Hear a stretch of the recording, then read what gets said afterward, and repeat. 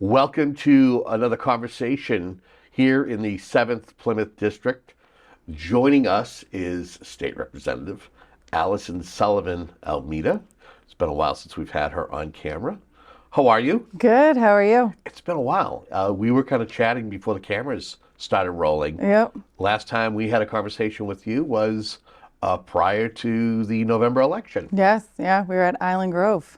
So this is the first time I've been in the studio, I think, since the COVID pandemic when masks were required. So it's been a while. So what has It's happened? so nice to be back. It's been a few months. How are you? How is everything? How is life treating you? Good. Good. I think the last time we spoke, I was still Alyson Sullivan. I was married, I think, at that point, or a couple weeks away from getting married. And then now I'm legally Alyson Sullivan-Almeida in the sense of a name change. Waited till after the election to do that. Didn't want to confuse voters on the November ballot without having an opportunity to introduce myself with the new last name. And I'm expecting, and I feel the baby moving right now. So I think the baby wants to get a few words. I think so too. Well. If the baby's anything like their mom, they're definitely gonna make a mark on this world. That's for sure. Well, I know that you're a fantastic aunt. Yes. Every time we've had you speak, you love being around your niece and nephews. Yep. Or is it Nieces and nephews? Yes, there's 4 of them. What's it like to? I mean, have you had conversations with your siblings about, hey, so what was it like when you were expecting? You got advice? My sister's the only one that has babies right now. So I've leaned on her quite a bit on, especially the early on pregnancy symptoms, to make sure everything was correct and that I wasn't experiencing anything that's abnormal. And I'm also diabetic, and my sister is a diabetic as well. So leaning on her for some support during this whole process of newly using insulin or kind of monitoring your sugars and your blood sugar levels. My heart breaks for those who have to use insulin every single day, knowing what that's like now, and really fighting those battles of what we call blood sugar levels, right? The highs and lows of blood sugars. It's a very unique and, I think hard battle at times, trying to find the right foods and what to eat and what not to eat. So I think it might change my perspective a little bit on diabetes, insulin, and what we need to do as a Commonwealth going forward on addressing those issues, especially with childhood diabetes. The one thing that usually is, talked about is maybe certain things you may crave while carrying. Is that something that has happened to you? I actually have. My stepdaughter is expecting, and Congratulations. I hear the conversations about some of the things, some of the unique combinations she enjoys because, she says that's what the baby wants. Yeah. Whenever I sneak some sugar, I always say it's for the baby, even though it's not a good thing for me. But I was randomly craving not just pineapple, but canned pineapples. Ooh. And then drinking the pineapple juice early on. That's the best. Yeah, but I'm not I like pineapple, but not canned pineapple like that, or the juice of the canned pineapple. And then ice cold apple juice was what I was really craving. So I had to find a very low sugar, no sugar added apple juice that I can, get that craving satisfied every now and then. And you are going to keep the gender of the baby. You're going to wait until the moment of the birth to find out, huh? Yep. So my husband and I, we decided, we were both luckily on the same page as far as that goes, of waiting to find out the gender of the baby until the baby's born. It's driving everyone crazy. Including his 3 girls. So, is it the odds that it's possibly another girl, or is he kind of? Well, he's definitely 3 for 3 for girls right now. So he's I think he's slightly hoping for a boy, but as long as the baby's healthy, he's a great girl dad. So if it is a girl, she'll be blessed to have 3 older siblings, older sisters at that. And if it's a boy, God love him, because he has 3 older sisters that are going to be very protective over him. So, well, congratulations. Thank you. Let's talk a little bit about new legislative session. Here we are cruising into April. Yes. What has it been like for you? A lot has changed. You have a different administration. The party affiliation is different. We've already seen the new governor's fiscal 24 budget. What's it been like for you? I think with every kind of new legislative session, it's always finding those balances, right? The new faces that come into the legislative session, working the connections you have so already, building new connections and friendships with the new members. And luckily, we're back in person. So as we were joking before kind of we started this taping is for the last several years, it's been very much remote. So some of the new colleagues who have been on for at least one session are still new colleagues to me because I haven't had an opportunity to meet them in person. It's either been over Teams, Zoom, or over the phone that I was introduced to them. So it's definitely a unique perspective on kind of coming back into a post-pandemic world in the legislative session. And with the governor, like always, even with Charlie and Karen, we're very separate entities at, moments, especially when we're debating the governor's budget. And we've seen it in the past with Charlie's budget and what he's come down the pipeline with, and the ways that we argue certain initiatives in the House, and then the Senate takes up their form of it. And then hopefully by July, if not the beginning of August, we'll have a budget out for the state. I think there's some great priorities as far as our current administration. There's some things I definitely won't necessarily agree with based on some of the talks that I've hearing of their priorities, but I've had a great conversation with our Lieutenant Governor about domestic violence and sexual assault in the hopes that she'll continue some of the work that the prior administration has started. Knowing that the current governor, Governor Healy, former Attorney General, is it a possibility that she would be someone who would want to help with that bill like Charlie Baker attempted to? I haven't had the opportunity to speak with our governor about that bill. The specific bill is what you're referring to is, I believe, the dangerousness bill. Yes. And that addresses, domestic violence, but not just domestic violence, but violent offenders throughout our Commonwealth, whether it be child rapists or serial arsonists, and addressing kind of the loopholes that are in our criminal justice system right now. And giving more tools necessary to prosecutors and prosecutor's office on holding someone who is dangerous to our community. I know that our current governor supported this bill when Charlie Baker filed it in his previous legislative sessions. So my hope is that either some form of this legislation will come down the pipeline from the administration. If not, I know that Senator O'Connor in the Senate has refiled the legislation. I'm a co-sponsor on that legislation. And we're taking a look at prior filings of the dangerousness bill and figuring out maybe ways of improving it in a way that will get it past this legislative session. So, what was it? I know it was something that was being touted in the 11th hour, or at least hoping to be able to push it across the line before the new budget was signed into law last year. Did you hear any kind of feedback as to why it was not something that was universally accepted, or what the issues were for why you couldn't get the necessary push to make it become a law? So I know, as you probably are aware, we went into the very wee hours of the morning. Right. And it was difficult. It was difficult because you have seen firsthand how so many survivors have come out to advocate for that piece of legislation, the stories that they shared, the vulnerability that they gave, and exposing themselves to real fear and trauma from their abusers and their previous abusers.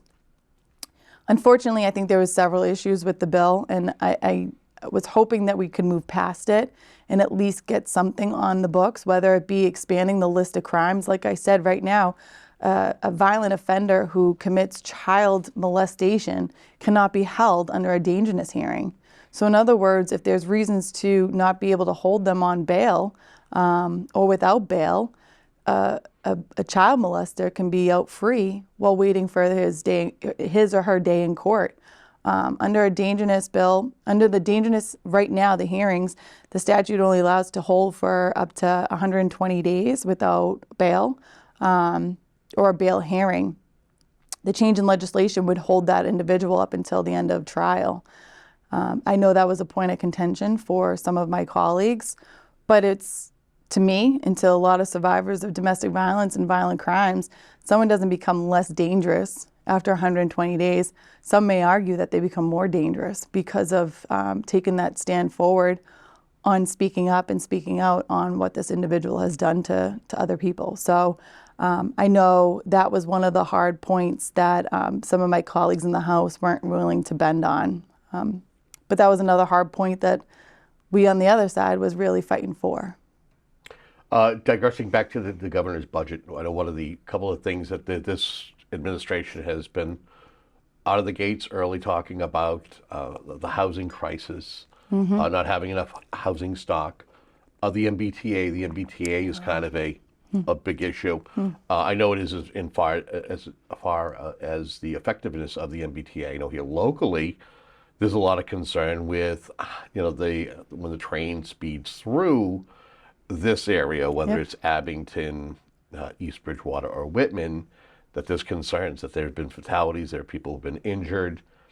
And then there's also a conversation about giving or providing free college, community college, to folks who are 25 plus. When I hear other people who are saying one of the biggest things that needs to be looked at is our Chapter 70 funding formula and the monies that are given to communities. And I know in your district, there are communities that are like, we need all the money that we get, especially like in the town of Whitman that has a shared district with Hanson.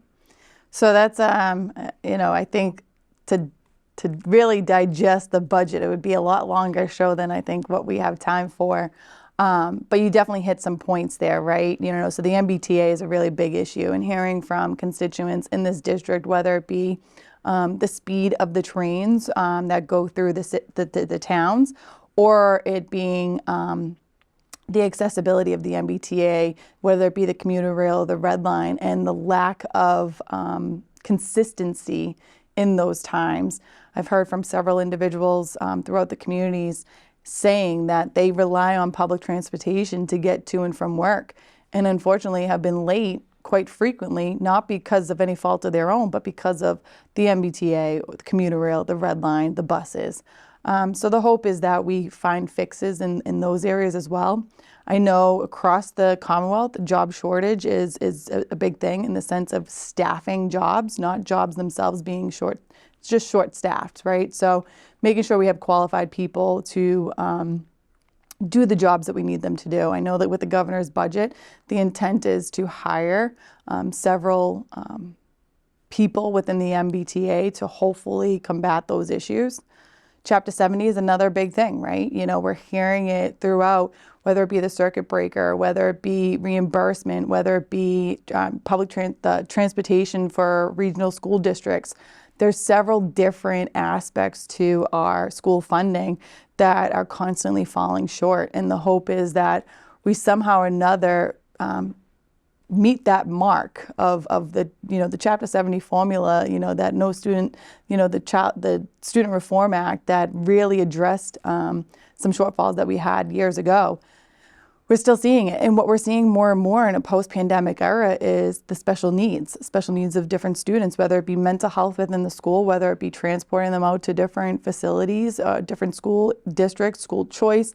I mean, there's definitely all these different factors that weren't used to several years ago when they reformed kind of the Chapter 70 funding and the formula. So meeting with the superintendents throughout the district and the regional area. We had a meeting a couple weeks ago in Brockton, and one of the biggest point of contentions was the circuit breaker when it comes to special education. So hopefully we can address those areas, whether it be the reimbursement or how much we reimburse, or lowering that threshold for reimbursement, finding ways to really address those issues so that our students aren't feeling the shortfalls of the state. So, one of the things I want to commend you on is that you are one of many South Shore legislators, yes, who are on Ways and Means. Yeah, it works great when we have to travel the state. We carpool. That is fantastic. What has that experience been like? We've had 3 hearings so far, and unfortunately I had to be remote on the last one. But, it's definitely a very unique process on hearing how the budget is just presented with each individual, whether it be Executive Office of Human Health and Services, Education, Child Services, like definitely hearing their needs and what their goals are for this kind of administration and this legislative session. So in this budget cycle. So it's definitely, it's enjoyable. And I can't wait to learn more as I go along. Any other committees? Have the committee assignments stayed the same? Have you gained any additional for the session? So the only additional one was House Ways and Means, Joint Ways and Means, I should say, and then I'm also still on Judiciary, Mental Health, and then Children and Families. So I'm really looking forward to Children and Families, especially. You know, we had several years ago, I want to say it was during the 2020 era, because obviously I feel like 2020. A lot of people can relate, right, with that year missing, that you lose track of what happens. But we had a case with David Allman, who was unfortunately found dead in the care and custody of his father, who should never have had him in the first place. And I recently heard that his father pled guilty or admitted to, I don't know if it was pled guilty or admitted to, starving his son. And so we took a deep dive into that case several years, I believe it was 2 legislative sessions ago, in the hopes that we would come with something for the Department of Children and Families. And I'm really looking forward to hopefully doing something to address those issues going forward to make sure that we minimize any trauma to these children that are very most vulnerable throughout our communities. The committees that you have retained, any conversations as to what the initiatives are going to be for the next 2 years, or is it kind of just in the process of discussing and kind of getting reacclimated so I think to each other? I think it's definitely in the process. You know, we're having Ways and Means is obviously busier because of the House budget being debated at the end of April. So that'll be, you know, one of the big things as to why we have these meetings. But Judiciary, we're having our first meeting coming up. I think as the process goes along, we'll really find out what the priorities will be. Having conversation and my speculation, I think, you know, I have my own speculations on what this legislative process, you know, in session will look like as far as priorities. You know, if you listen to the governor's address and if you listen to the speaker's address to the House, I believe some of the legislation we're going to be taking up is prison reform and then also some gun legislation. So I think those will be kind of those 2 big areas this legislative session. Let's talk about in the district. Have you had a chance to, you know, over the past few months, get out and around to speak with folks? What are some of the things that you've been doing? I do know that we have a little bit of piece of footage that I want to kind of save towards the end. Yeah. But what have you had a chance to do to interact with constituents, or at least talk with folks within the communities that you serve? You know, throughout the whole election process and everything else, in the end of the year and the beginning of the year, we always hold monthly office hours at our senior centers, counseling and aging centers throughout the district. So we hold one in East Bridgewater, Abington, and Whitman monthly. And we're always open and available to meet with constituents outside of those office hours that works best for individuals in the communities. You know, going to different events. You know, Adam Gunn, who's our VSO, does a fantastic job here in Abington. Yep. He, you know, hosts a veterans breakfast every month and at Martin's, which God love Fred, but he does a fantastic job over there. I don't know how he keeps up with some of the flow. I've gone to some of those meetings and the room is packed, standing room only, to the point where the overflow goes to the next room next door. So him and his staff do a fantastic job serving our veterans, and they also open it up to first responders on that first Wednesday of the month for free breakfast. So I think that's phenomenal, and Fred always does a fantastic job there. So being out in the public, in the sense of being accessible, I'm still very accessible. A little bit busier, you know, now that we're back in person, and being on Ways and Means is a very busy committee, but doesn't mean I'm unavailable to our constituents. And Catherine Mullen, who's a newer aide, she came on about this time last year. She's been fantastic at getting back to constituents that email the office or reach out to her. We still have unemployment cases. We still have, special needs throughout the communities, whether it be getting assistance through our RAF programs or food assistance, or just kind of connecting people with the right resources and when they're in need of help. So we're always going to be there as a resource for individuals. Anything regarding Whitman or East Bridgewater? Have you had a chance to chat with anybody in those communities as well? Yeah, I mean, I'm always chatting with our town administrators or town managers, when, especially around the budget cycle, listening to them and what their priorities are and what their needs are, and finding out ways to hopefully secure some state funds. Getting budget priorities from them is a priority, especially the beginning part of the legislative session, because that's the more quicker part of what we're doing. But always, reaching out to them, finding out if they have any events. I was just at the COA in Whitman for St. Patty's Day. I saw those pictures. Yeah, Mary and her staff do a fantastic job over there. And Nancy and I are working on hopefully starting a informative session with addressing our seniors on how the legislative process works. Also giving them resources as far as what I can do and assist them if they're ever in need of anything. So working with who's now not my new colleague, but new colleague in the sense of counterpart in East Bridgewater, Jerry Cassidy, who's a great representative for East Bridgewater as well, kind of figuring out ways to address our seniors so that they have a better understanding for the legislative process and how a state rep or state senate can help if they're ever in need. We hear so many stories of seniors getting scammed one way or another, so addressing those issues as well as making sure they have safeguards in place. And then, we've had the Boy Scouts in Whitman and East Bridgewater. We have one coming up soon in East Bridgewater for the Hour of Light. So I always enjoy going out and seeing those young men in our communities doing good and giving back. It's worth, the reason for the question is because there's been many times that I've been out at events, whether it's the Council on Aging. I've seen you many times where you're not just someone just waving at folks and going, you actually get involved. You help, whether it's the kitchen staff and helping to serve or cutting cake, or just interacting with folks who might have concerns. Folks don't get a chance to see that, so that's why I want to kind of have a chance to mention that, or even seeing you out in public. If we could, let's show a recent parade. I think was the 43rd annual St. Patrick's Day parade. If we could roll that, and oh my goodness, it's right there. It's the part of the parade. The new sign too. I was going to say that you got new literature. You can't wait until after the election. Yep. There's my nephew running by. There's my little nephew running with my sister. Quick plug to Smiling Greg Eaton and Kenny Sweezy. I didn't recognize him because every time I see him, he's always dressed to the nines. It's family right there. Yep. My cousins, my aunts, my stepdaughters. There's my husband driving the truck. Yep. With my little niece Brooke in the passenger seat. She's too cold. And then there you are, kind of greeting people, shaking hands. What was it like knowing that you're with child? Yes.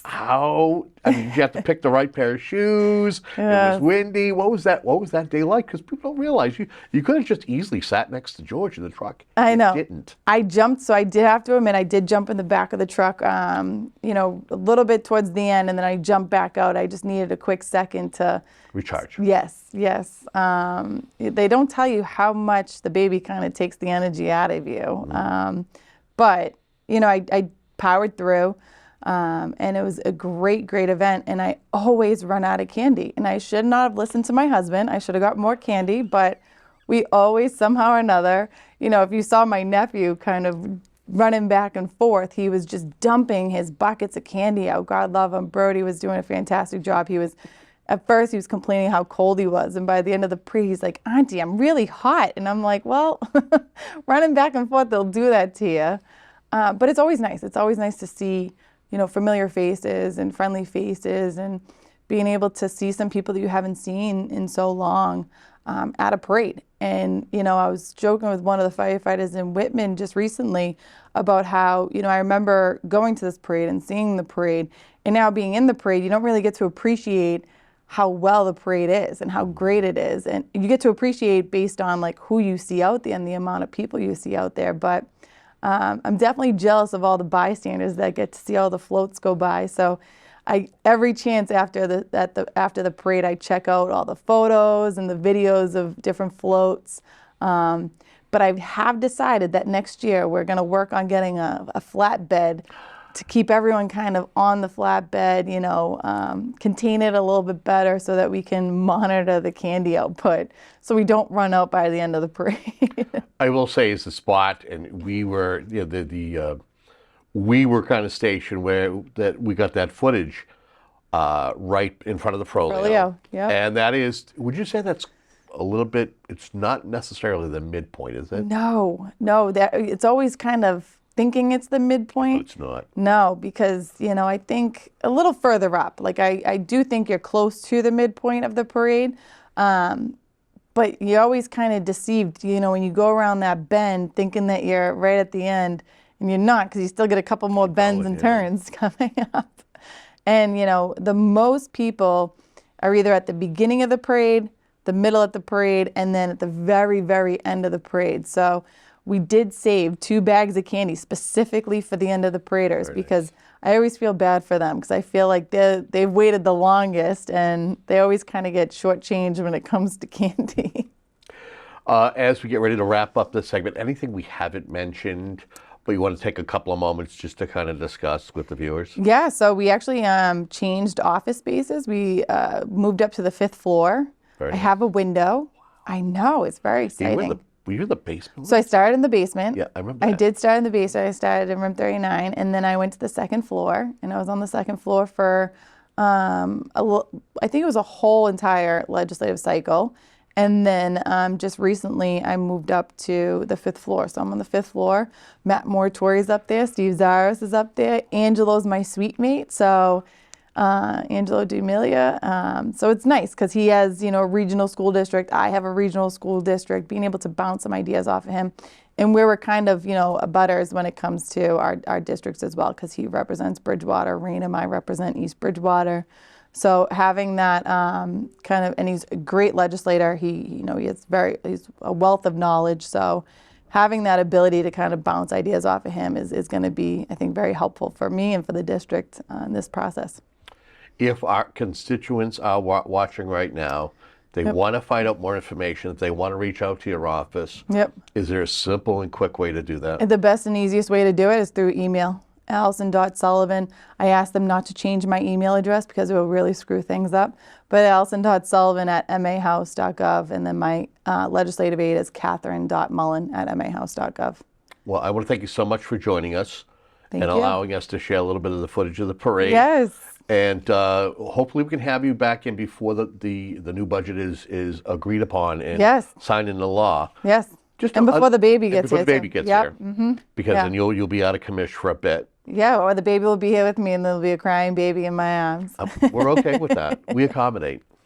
Sounds good to me. You got it. All right. Well, we want to thank you very much for tuning in to this particular program to keep you up to date as to what's going on with your legislators up at the State House. Until next time, have a great day.